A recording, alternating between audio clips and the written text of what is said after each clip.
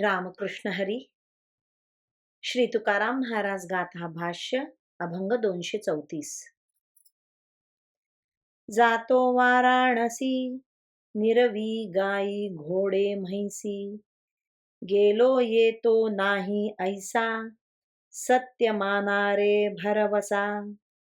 नका काढू माझी पेवे, तुम्ही वरळा भूस खावे.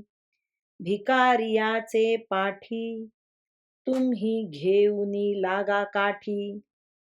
सांगाल जेवाया ब्राह्मण, तरी कापाल माझी मान. ओकलिया ओका, म्या खर्चिला नाही रुका. तुम्ही खावे ताक पाणी, जतन करा माझे लोणी. नाही माझे मनी, पोरे रांडा नागवणी.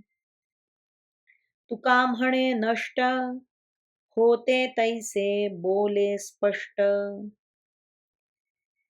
एक गृहस्थ घरातील कुटुंबीय माणसांना म्हणाला, मी आता काशी यात्रेला जात आहे. त्यामुळे माझ्या गाई, म्हशी, घोडे सर्व काही तुमच्या स्वाधीन करीत आहे. तरी तुम्ही त्यांना सांभाळा. तुम्ही म्हणाल, तुम्हाला तिकडे पुष्कळ दिवस लागतील, आम्ही इकडे किती दिवस गाई म्हशी सांभाळाव्यात. पण अशी काळजी करू नका.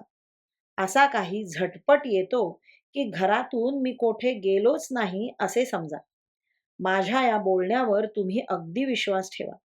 माझ्या माघारी माझी धान्याची पेवे काढू नका. तुम्हाला खाण्याची अडचण पडली तर राळे, वऱ्या, साळीचे भूस किंवा हरभऱ्याचा कोंडा खात जा. मी काशीला गेल्याचे समजल्यामुळे आता तरी काही मिळेल या आशेने दाराशी काही भिकारी येतील, तर त्यांच्या पाठीमागे काठी घेऊन लागा. कितीही ओरडले तरी त्यांच्या बापाला अन्नाचा एक कण देखील वाढू नका. माझ्या माघारी तुम्हाला सवड सापडेल व तुम्ही कदाचित ब्राह्मण जेवावयास सांगाल, पण असा माझा विश्वासघात करू नका. हो, त्यामुळे माझी मान कापल्यासारखी होणार आहे.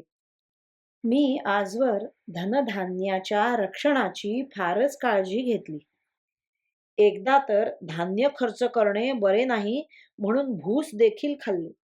त्यामुळे वांत्या होऊ लागल्या. पण ती वांती थांबवण्याकरता सुंठ आणण्यास मी एक पैसा सुद्धा खर्चिला नाही.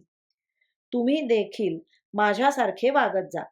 पाण्यासारखे पातळ ताक करून पीत जा व माझे लोणी जतन करा. त्याला हात लावू नका. शेवटी काशीला जाणारा गृहस्थ मनाशी म्हणाला, मी इतके जरी यांना तपशीलवार सांगितले आहे, तरी सुद्धा ही रांडा पोरे माझ्या माघारी पैसा खर्च करून मला दारिद्र्य आणल्याशिवाय नक्कीच राहणार नाहीत. याकरिता आपले धन अशा उधळ्या लोकांच्या स्वाधीन करून आपण काशीला जाणे योग्य नाही. असा मनाशी विचार करून त्याने काशीला जाण्याचे रद्द केले.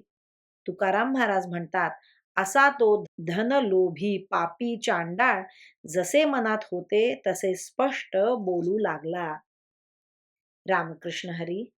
श्री कृष्ण अर्पणमस्तु.